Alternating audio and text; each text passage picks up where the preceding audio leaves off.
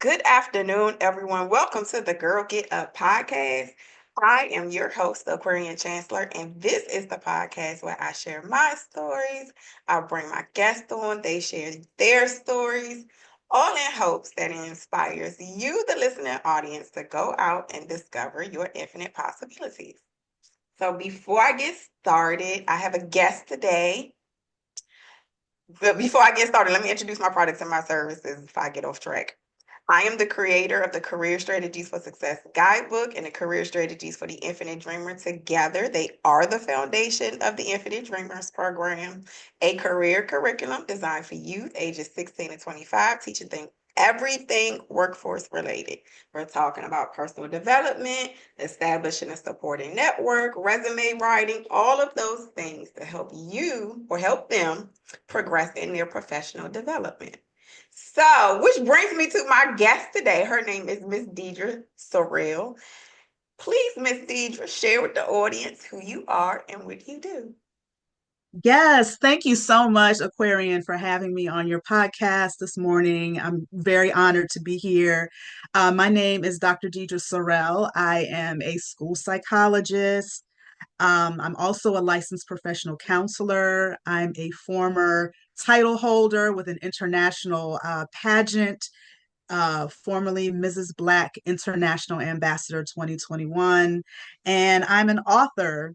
I recently wrote a book called The Black Elegance Project. It's all about etiquette, all about putting your best foot forward, all about making a great impression.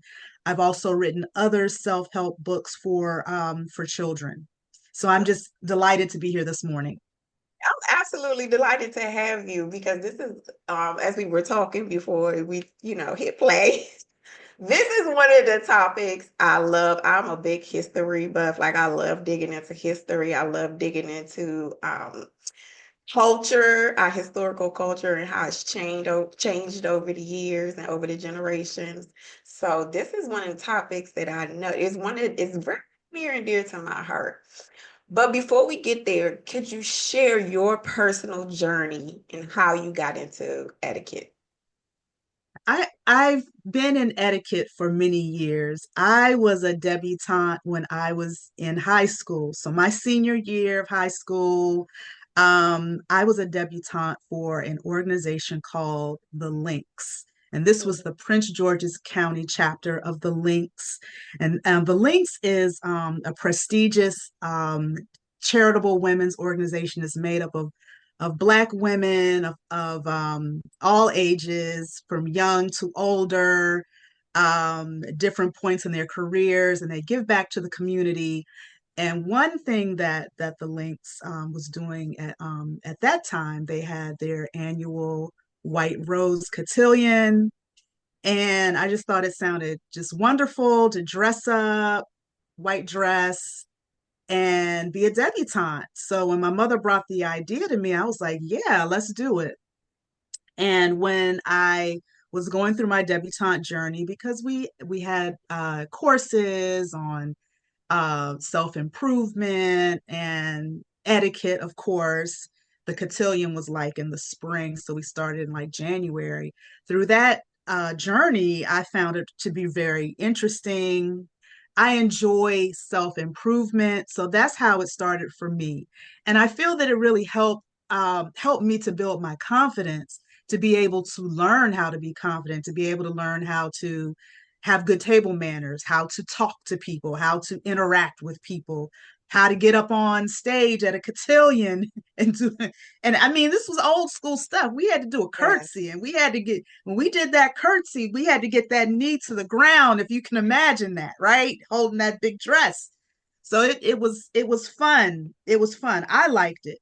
But throughout my life, I went to college, went to two HBCUs, and then studied for my doctorate at a more traditional university as a grown mother when I went for my doctorate. But just throughout my life, I realized that being able to navigate the workplace and just the world around me, it required, you kind of had to have a secret sauce. I'm sorry. At first I was like, the world really judges us based on how we look and how we dress.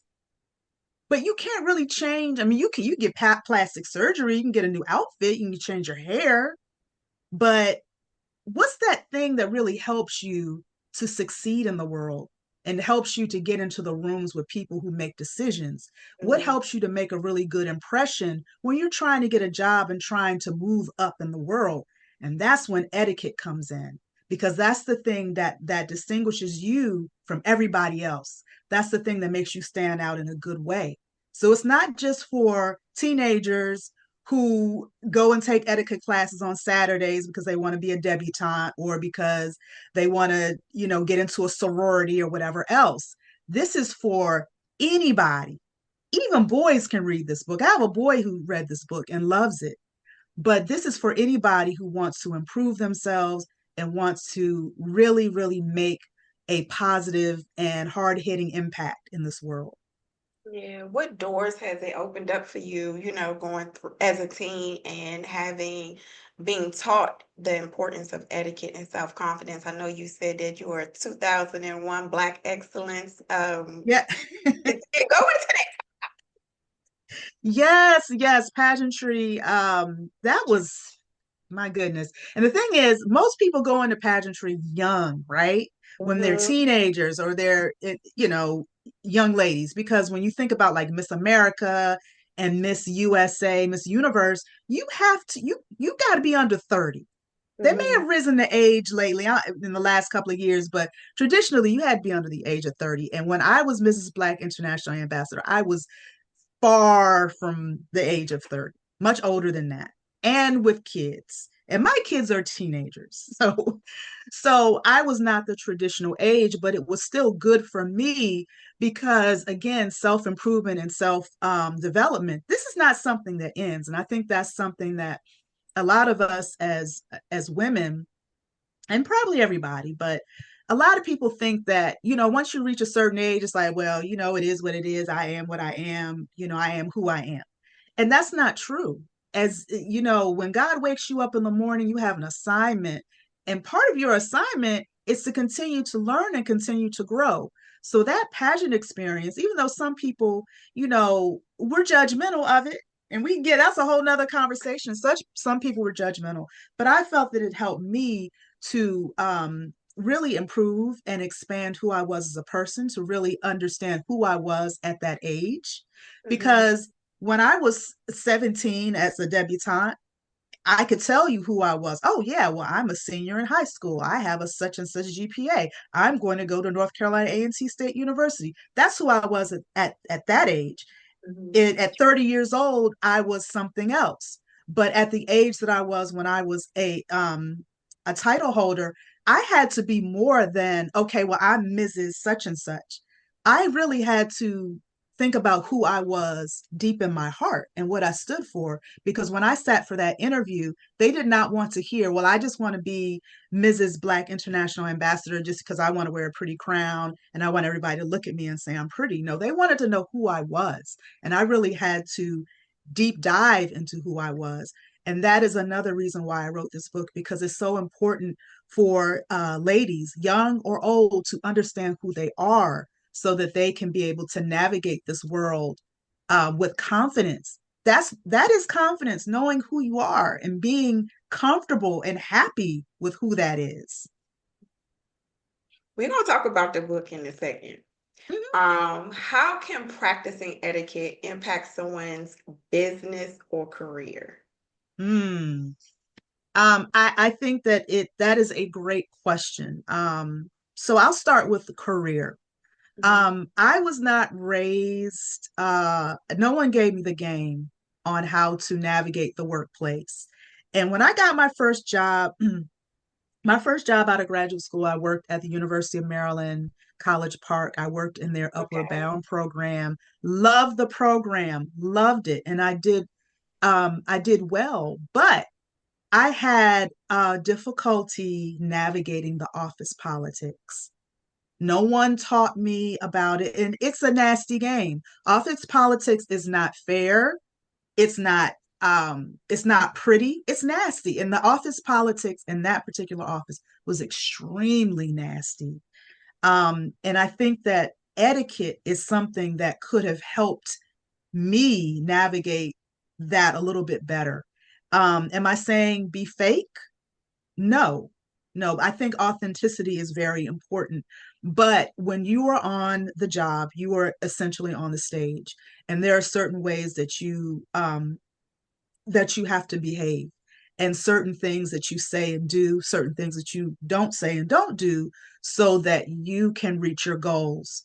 So looking back, if I had had a mentor and I talked to them about that job, a perfect mentor would have been like, okay, what is your goal there? What would you like to accomplish? Even though you have this job, where do you see yourself in a year, 5 years, or whatever? And then from there, that would have been a good opportunity for me to then think of how I needed to conduct myself in order to reach that goal. So I think that in the workplace, there are certain ways that you have to behave, especially when you're dealing with different generations of people, meaning different ages, different races of people, different uh, cultures.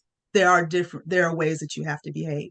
And then in terms of business, because I have been an entrepreneur, I still have my own private practice. I always say, you don't have one boss, you have millions of bosses, because every client, every person that you are trying to sell your product to or sell your services to, sell your services to, that is essentially your boss. They can make or break you, because if somebody leaves a bad review about you or just bad word of mouth, that can affect your business. So you do have to have certain etiquette skills when you are engaging with people. For example, when I'm selling my books, I make a point to put my phone down, because I'm Mhm. sitting there, I'm vending, and I want to look at my phone, but I make sure I look up. And when someone comes to my table, I'm not looking at my phone, because they might be like, oh, well, she's looking like she don't even really want to be here. Why should I buy from her? So I make sure that I look up and I greet every single person that comes to my table, and I tell them a little bit about who I am and about my product. And if they're not interested, I still thank them for stopping by. I'm not like, oh, well, we'll go on somewhere then, with attitude, Right. because that person may come back and purchase from me. So all of these things are important for our careers and also for business. It's interesting you say that because I had did that. I set up we that place we were just talking about before we hit play. So I set up a table over there, right? And I had an interesting observation of myself because first of all, it was cold that day. It was like maybe like 2 Februarys ago. And I said, okay, so I had to observe myself. And the first couple of people that came to the table, I was just sitting down on my phone, you know what I mean? Like I had my little setup, my books and everything set up and everything. So I feel I did a great job. But my personal skills was very, very poor. And so I started watching everyone else around me. They were getting up, they were standing up. As people were coming up to their table, they were shaking hands. I said, you know what? I had to get on myself. Girl, grow up. Get up, put that phone down, stand up, talk to your people. Talk to your people. So, yes, you are absolutely right. And I noticed when I did that, I started to get more email, like people writing their emails and stuff down. People were like, oh, okay, well, I'm going to get a book. I have a teenager. I have a grandson. I have a granddaughter. I have a niece, a nephew that I was going to give this to. So it does make a difference. So thank you for bringing that and putting that on the table. Absolutely. What are 5 tips for making a good impression at social events or like a gala, a dinner event, maybe an office Christmas party? What are 5 etiquette tips that you can give? Okay, so the first thing is to research what type of event it is. Is this like, I'm going to think of, like, because I do work I don't want to name any specific businesses, but is this like a holiday happy hour at one of the local No, we this restaurants? is this is Like, hey, Holiday, no, a holiday gala. Gala. Okay. Yes, for county executives. It's a fundraising Ooh. event. So how should I show up? What should I wear? And when I get there, how should I conduct myself? Yes, so I'm so glad that we just clarified that because that's the thing, that's the first thing that I would encourage people to do if you are invited to a holiday event, to really research what type of event it is. Because in my career, I've had holiday happy hours right after work where all I had to do was take my badge off. Like I'm literally like leaving work in my whatever and they're like, look, just take your badge off, okay, so people don't know where you work while you're sitting at the bar, okay. Right. So I've it's been that type of event, or going to like a gala where there are people who are in leadership, there could be some people from local government, and that really isn't it's important to know because what you want to do is make adjustments to how you're dressed. You may not want to wear what you wore to work. You may not want to wear just your a t-shirt and a sweater or whatever you may wear, which may be fine for work, but you may want to step it up a little bit. And if it's a holiday event, then that's when you may want to have a little bit more glitz and glam. Just like right now for this event, I have on a simple uh shirt. This is an old shirt actually, but I put on this glittery jewelry, Mhm. little quick, just to elevate it just a little bit. Throw on something like this, maybe a black skirt, some nice shoes. It's understated, but it's elegant. It's not too much. So looking and addressing making adjustments to how you're dressed is very important, especially when you're going to be meeting people and trying to make a good impression. The next thing to do is to get to know who's going to be there so that you know who you might be talking to, and to think of something about that person, like say you're going to have some school board members there, to kind of know their names, kind of know a little bit about them so that you can have a conversation with them, and kind of, not saying you're going to be creepy and say, yeah, I read that you went to elementary school in Ohio, and they're like, oh, wait a minute, but just to show interest, because that makes an impression, because people want to, even people in high levels, they want to feel like you know who they are and that you know a little bit about them. um the next thing, I think you said five things, I think I gave about three. um the next thing is to watch your alcohol intake. Oh, If you yes. do drink, be Mhm. very careful with that. Look around and see what everybody else is drinking, especially the dignitaries in the room. If they're drinking maybe just a little bit of wine, get wine. Don't take shots. They're drinking wine and you're like, yeah, shots, y'all. Don't do that. Yeah. Save that for when you go to the happy hour with your, well, no, probably don't do that at the happy hour with your coworkers. So Oh, whole nother okay. conversation. But so look around, see what people are drinking. When you do, and I wish I had a wine glass with me. When you're drinking wine, and I put this in the book, make sure that you hold the wine by the stem. These are very just small fine tuning things that show that you have etiquette. Instead of holding it by the larger part of the glass, which is normal because you want to make sure you don't drop it, right? But Right. hold it by the stem, hold it very elegantly, take small sips, because people who are trained in etiquette, they know, like, oh yeah, that person, yeah, Mhm, mhm, uh-huh. mhm. um Go ahead. No, no, no, no. Go ahead. I'm sorry. when you talk to people, make eye contact with them. Shake their hand if you're comfortable with doing that. I know we are post pandemic.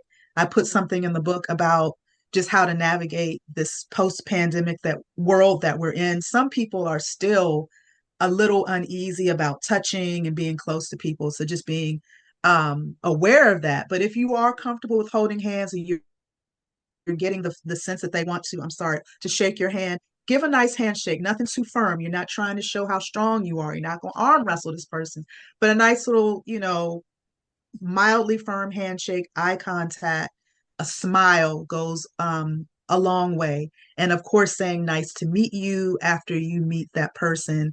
And the last thing is just to have really good table manners. And the book that I wrote is not formal table. It does not get into the formal table manners or the formal etiquette where it's very, very, very involved. This is basic casual etiquette, meaning you put the napkin in your lap. You make sure you use your knife and fork. You make sure you butter your bread with pieces and you're not just taking the big piece of bread up and just biting into it like you would do at home, right? Right? You get that Hawaiian roll. Yeah, girl, this is good. But you don't do that when you are at an event. You'll take little pieces off and you will butter it individually. You will cut your salad into smaller pieces instead of putting that big piece of lettuce in your mouth. So, those are just small things to remember when you are sitting down at an elevated event like that. Yeah, thank you for that. This would be a perfect time because then you mentioned it. So let's get into the book. Tell us the title of the book and go into what are you educating the readers about more as far as etiquette in the book. Yes, so my book is titled The Black Elegance Project: Modern Black Etiquette for Modern Black Excellence, and I have a copy of it right here. I have a virtual background. Okay, there we go. Yes. So it's kind of a book of size. It has over 100 pages, and even though I have several chapters, there's a workbook Oh, part. cool. So not only do you are you able to read the book, but there are parts where Okay. There we go. you are able to apply what you're learning by filling out the worksheets. So the book comes from the standpoint that etiquette is really a black thing. A lot of Mhm. us don't. A lot of us don't know that. A lot Mhm. of us don't think that. And I was one who did not know that until I went into pageantry and I took an etiquette lesson. And the etiquette instructor said, the Moors were the ones who really taught the world about etiquette. They brought etiquette to Southern Europe. And my mind was blown. I knew who the Moors were. I was like, what? So I had to research that some more. There wasn't a lot of information on it, but it is true. I was able to find some books and I cited the books in my book that the Moors they were mostly Muslim. They were African, but from North Africa. And the North Africans were a bit darker than they are now, because when we think of North Africans now and what we see on the news, they are a bit lighter, but they were darker. There are pictures of the Moors on, if you Google the Moors, you will see these very statuesque, very handsome looking men, garbed up. They got their robes on. They're very majestic looking, but they were like in the area of Morocco and countries like that. They invaded Southern Europe, so they were in Italy, Spain, Portugal, and they occupied those areas. When they got to those areas, they taught the Europeans about etiquette. And the first, well, what I was able to find in the reading, I'm sure they taught other aspects of etiquette, but the main aspect was table manners, and they taught the Europeans about the multi-course meal. The Moors had a 20-course meal. Now I can't imagine that. I just 20 courses, but listen, that's what they did. and they were very meticulous about how you prepared for meals. Meals were a big deal. You had to be clean. You could not sit down. And that's how I know that the Moors were us. You could not sit down and eat unless you knocked all the dust off of your hands and face and feet. Fingernails. So they made sure that they had some water and some soap and a bowl for you. If you did not come clean, you were gonna get clean at that table. So you had to wash, and you had to wash in between um the No, courses. right. Okay. Mhm. So that was one aspect of etiquette that was brought to Europe. So one misconception about etiquette that I really wanted to discuss in the book was that this is not this is a Black thing. We have a part in this, and not to say that other races did not make contributions to the world of etiquette. I'm not saying that we were the only ones who had etiquette and we just taught everybody in the whole world. Um, Europeans, they expanded on etiquette.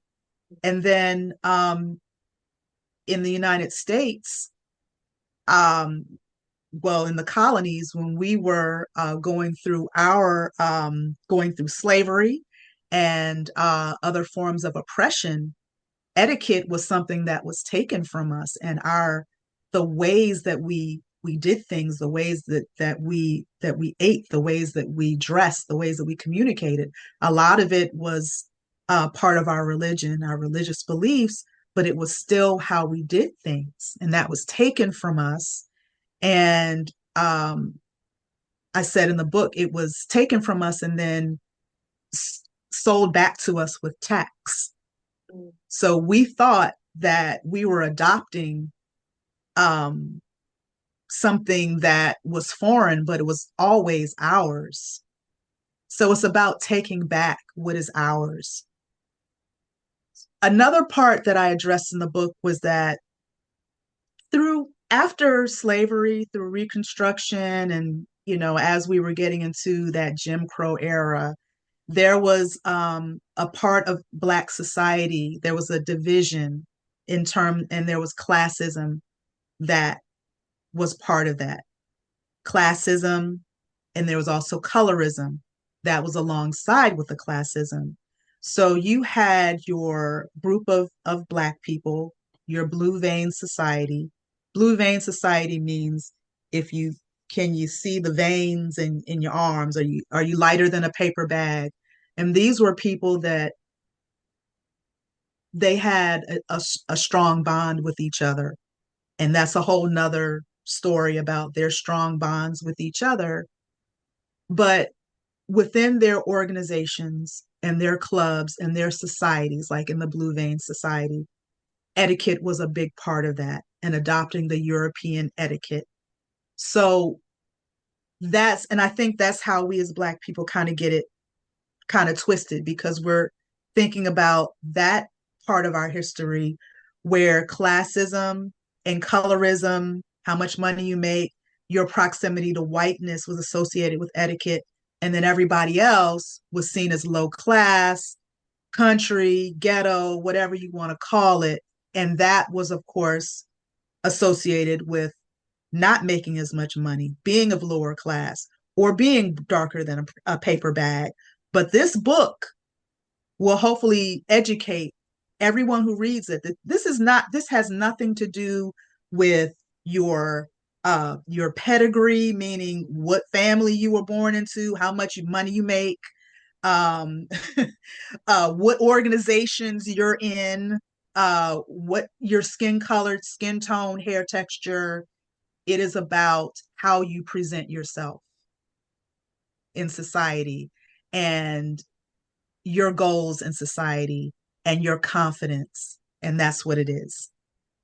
You done hit on so many things. I'm trying to keep my composure. Did I do a good job? Yeah. And I'm a But little long-winded, so no, sorry. no, no, no. But what you're saying is true.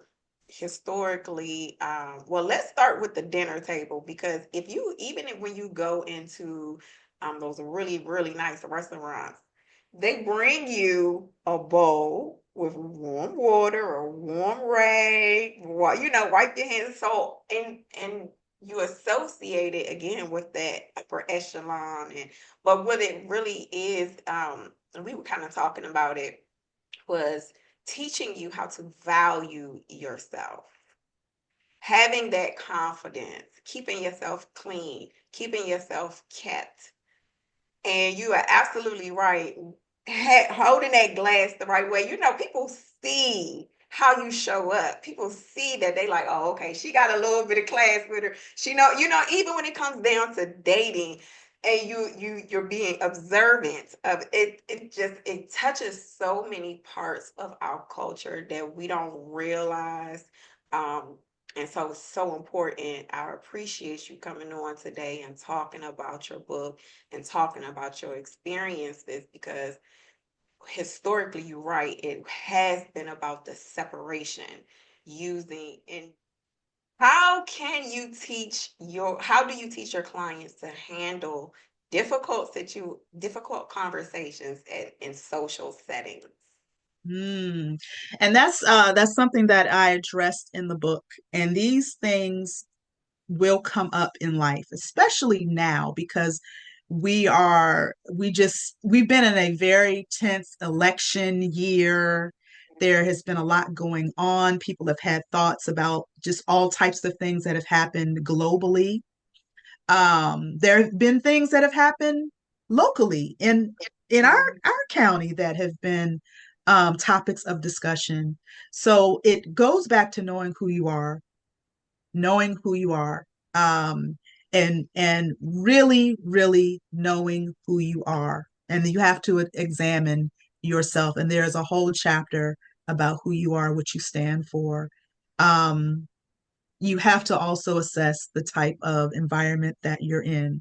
Are you in an environment where people really want to hear your thoughts on things, where people are going to listen to your opinion, even if it's different from everyone else's, or are people looking to argue?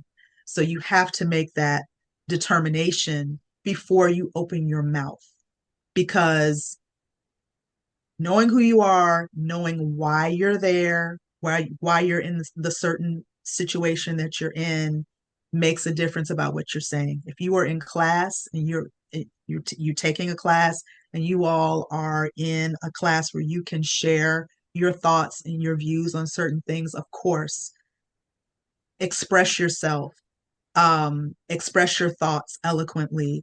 But if you are in a situation where people may want to argue or it may turn into something very passionate, then you may want to keep your responses very general. Um, in one part of the book, I was referencing things that have happened globally in terms of wars. There's, this year in the Middle East, there have been a lot of arguments and a lot of feelings and a lot of passion over things that have happened in the Middle East. And this book does not tell people which side to take, which stance to take. But if you care about people and you care about lives, that is the thing to focus on. And if anybody asks you a question about, well, what side are you on? Are you for this country or that country? Which flag are you representing? The answer is for you to focus on, I am for people living their lives in freedom. I am for people not being killed. I am for men, women, and children living, being able to be educated and being able to live their lives just like their people are able to in this country. And that should be enough right there to let people know that I'm for life. I am for liberty and freedom, and getting away from the arguments about which side to be on. That kind of touches on those conversations not to have in group settings, which is like politics, religion, sexuality, all of those things that can hit someone personally. You kind of are taught to stay away from those type of conversations. Do you agree with that? I agree with those conversations only because agree with what you said because we are at a time where people get offended. People get and when people get offended, it can end up impacting your job, your livelihood, your business. So you don't want to say something that is going to be offensive when you take one stand or the other. There was a time, and I can remember years ago when you could state your opinion, and people would be like, "All right, well, I don't agree with you," or you go back and forth a little bit, but there were no hard feelings. But you could literally be recorded and pop up on somebody's social media feed, and you're losing your job the next day because of what you said about this, that, or the third. Now, if you're in an environment where everybody thinks the same and everybody agrees, then, and you feel comfortable enough to share, then that, use your own discretion with that. But we do have to be very careful about what we say, especially in this day of social media, because a lot is recorded and you just don't want to be a soundbite. You don't want to be a hashtag or somebody's material for, you know, whatever. So, yeah. Since etiquette has somewhat of an old school type of connotation to it, you don't really hear a lot of people or see a lot of etiquette coaches out on the scene right now. How can you take that old school practice and expound on that and bring it into the digital age? Mm. I have seen some etiquette coaches on Instagram, Hmm. and they have been amazing. They've been amazing because one coach in particular, and her name, let's see, I put her name at the back of my book here, Chastity Stemmons. Okay. She's on, and I have to shout her out because I believe in women supporting each other, women uplifting each other. I don't know her, but I think her material is awesome, and she does little skits about etiquette, and it really helps to really drive what she's teaching. So I think that it can go into the digital age. On my channel, an elegant perspective, which is on TikTok, I talk about. I don't do the skits because I leave that to Chastity. I don't want to get in on her, what she does so well, but I show examples. For example, there was a skit of a young lady twerking in, I guess she was supposed to be in like the Middle East, and she Yeah. had on her gar, she had on, she was dressed appropriately, but she was twerking and had somebody recording her. So a gentleman came up to her and was like, "We don't do that here." Now, it was a skit, and it was clear that it was a skit, whoever made it. But I talked about it and stated that, even though it's a skit, this is real. That's another chapter that I addressed in my book, how to not get caught up overseas. Listen, you think that we have etiquette here? They take it extremely seriously in other countries. They don't play, especially, if you go to the Middle East or if you go to certain countries in Africa, they are very serious about conduct and behavior and how you're dressed, and how even you can't even be too loud in some of these countries, or you're gonna that's gonna be frowned upon. So I really wanted to make it clear in my book that if you're gonna travel overseas, do not think that some of the behaviors that are completely acceptable, say in the DC, Maryland, Virginia area, or the way you may dress in the summertime in the DC area or anywhere in the United States, you can't do that over there. And you can't get mad. You can't get mad because they have that rule, or you might find yourself locked up. Like, seriously.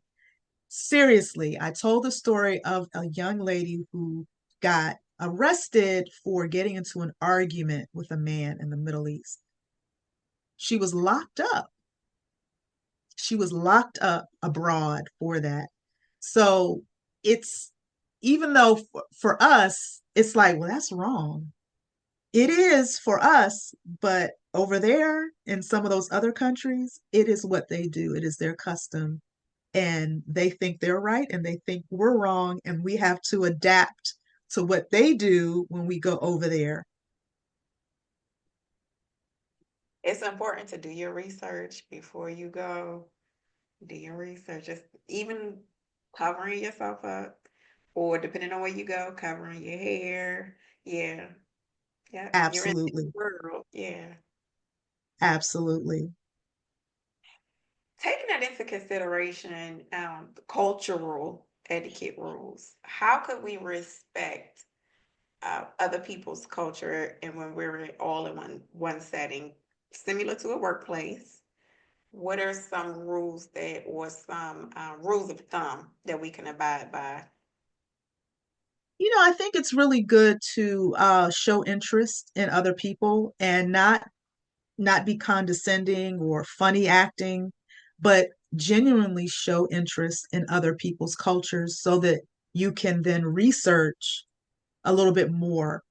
Because you may see someone and they may have on, say, a hijab, but they may call it something else. So for me, I may think it's a hijab, but they may call it something else. And then you can research where they're from. If you ask them, where are you from or where is your family from? And if they don't mind sharing that, then go home and research it a little bit so you know a little bit more and you're not coming from the lens of ignorance.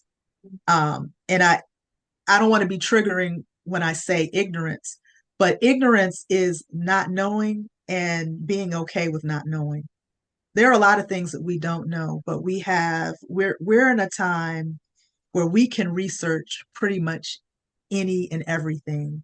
So we really have to do our due diligence to show interest, to research other people's cultures, and to also know that we're not the end all be all of cultures. Right. And I think that that's one thing that we have to come from that standpoint, and that's something that I put in the book also.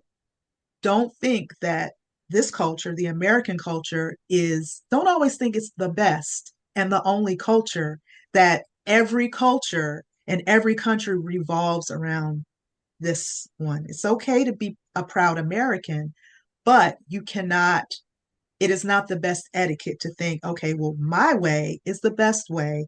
And then you don't learn about other people, you don't show interest in other people, and you don't um, approach people with knowledge and respect of their culture because you think that your culture is the best. So that's the first thing to do, to just know, like, hey, like, yes, I should learn about other people's cultures. Maybe I could learn a few words of their language, and maybe hopefully they won't laugh at me if I try to talk to them in their language. But it's about doing that research and being an authentic in wanting to know more about them. Yeah, absolutely. Absolutely. Thank you, Miss Deidra, for coming on today to the Girl Get Up podcast and educating us on etiquette and how to show up as our best self. Yeah. Before I let you go, could you please share with the audience how we can get in contact with you, how they can buy your book, how they can find you on social media and support your pages? Please, floor is yours. Yes, thank you. I can be found on Instagram at a healed perspective. That's Okay. AHEALED perspective, and also an elegant perspective on Instagram. And I'm also on TikTok at the same, a healed perspective and an elegant perspective. And my books are on Amazon. You can just put in my name, Deidra Sorrell, or just type in the Black Elegance Project. I have another project that I plan to drop early 2025, January 2025, God willing, and it is called the Black Friendship Project. I'm so Okay. excited about it because it talks about all the nuances of Black friendships and how history has impacted our friendships and just how to navigate just different friendships throughout life. So I'm excited about that, and I hope everyone else will be excited about that as well. But if you follow me on Instagram or TikTok, then you'll get updates about what I'm dropping in 2025 also. That's my project 2025 right there. I know that's right. I know that's right. We're going to include everything in the description because I want to get both books, especially the friendship book. I Good. definitely want to get that. Be This was so fulfilling. Love it. Thank you I for love joining it. me Thank today. you. Thank you so much for having me. I love talking about this. Of course, I could talk about this book all day, but thank you for giving me the time to talk about it and to just explain the importance of etiquette. I just want to let people know that etiquette is not intimidating. It is not something that is difficult. It is simply how to make a good impression and how to be confident. And everyone and anyone can do it. Everyone and anyone has the right to have a good life and great etiquette. Do you do one-on-one coaching at all? I do not do one-on-one coaching right now. I'm full-time with the school system, but maybe I can find a way to incorporate that. If there is a strong interest in that, then yeah, I would be open to doing some one-on-one coaching. Okay, well, we Um, gonna put in the atmosphere. yes, yes, yes. And I would love to teach etiquette courses in the future as well if I get interest in that because our young ladies want to learn. They Yes. do. They do. They're tired of seeing just one image Mm-hmm. of Black women in the media. They're Mm-hmm. tired of it. They want to know more. So we have to provide that to them.